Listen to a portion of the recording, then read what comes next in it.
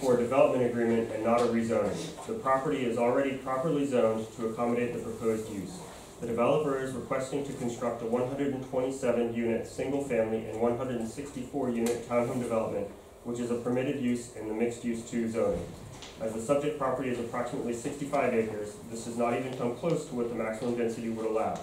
The maximum density, not taken into consideration buffers, setbacks, and other regulations, for single-family detached on this parcel would be 7 units per acre, or 455 units, and for single-family attached townhomes, the maximum density would be 17 units per acre, or 1,105 units.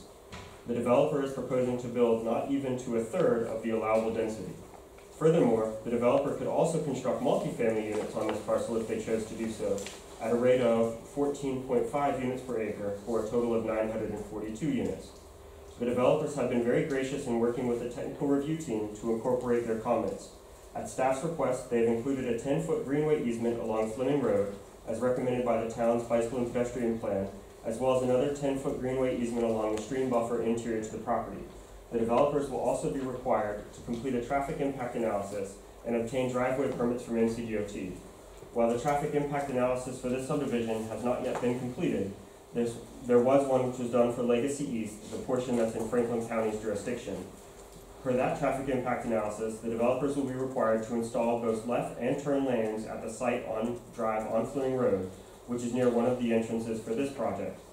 I anticipate that DOT will require similar improvements for this site. This does not include any improvements that might be required at the intersection of Bert, Winston, and Fleming Roads.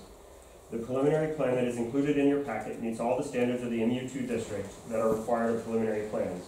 Additional information will have to be added when construction plans are submitted, such as site lighting, a detailed landscaping plan that includes tree protection areas, stormwater details, and details about improvements to Fleming Road. You'll note that there is already a substantial natural buffer on the site's southern boundary due to the creek that borders the property. The buffer that is indicated in the plan's note is 50 feet wide on either side. Street trees will be required along all street frontages at a rate of 1 large maturing tree for every 80 linear feet of street tree frontage. A tree conservation area must be provided in the amount of 6% of the lot area so that all trees 4 inches or greater at diameter breast height are preserved. Rare and specimen trees will also have to be indicated on the landscaping plan that is submitted at the construction plan phase. The open space that is designated on the preliminary plan meets the standards of the YDO, the Youngsville Development Ordinance. Per table 21.1, open space which must be provided at 7.5% of the lot area, and buffers that can be included in this open space.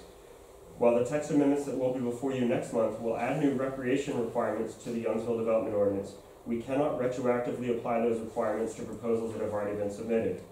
Because of the amount of proposed land disturbance, the developers will be required to obtain an erosion control permit from the Department of Environmental Quality, and they will have to abide by all state regulations. Moreover, when ready to build, all products will have to abide by the state building code, and the town and Franklin County inspections cannot require them to abide by any regulations that are not in the building code. Staff is recommending approval of the development agreement for the following reasons. The request to establish a development agreement is governed by the statutory requirements of Article 10 of Chapter 160D of the North Carolina General Statutes. The preliminary plan is compliant with all the applicable regulations of the Youngsville Development Ordinance, and the proposal is consistent with both the future land use map and the goals of the comprehensive plan. Okay, thank you for that. Anything else to add at this point? So it may be that this is being conflated with what recently occurred, the rezoning at 989 Fleming Road, and this is not a rezoning, it's a development agreement. In North Carolina, towns are created by the General Assembly and will only have the authority to do that which is delegated to us. It is in that framework that we are required to allow development to occur. The playing field has to be level for anyone, and you can't change the rules halfway through the process for developments that are already in the approval process. The Board of Commissioners is allowed great discretion when deciding legislative matters or when to enter into a contract. However, there have been recent court cases which have reduced the efficacy of development agreements, especially when the town doesn't have skin in the game. As such, our hand is forced to approve these agreements. This isn't the approval of a neighborhood, but is the next step in a neighborhood that was approved with a zoning amendment to mixed use prior to 2002 and was maintained throughout the YDO and zoning map update which had extensive public hearings throughout 2019. We have proposed an adaptation to this change in the state's interpretation of land use regulations with a comprehensive plan update, which will include analysis of Youngsville's transportation networks.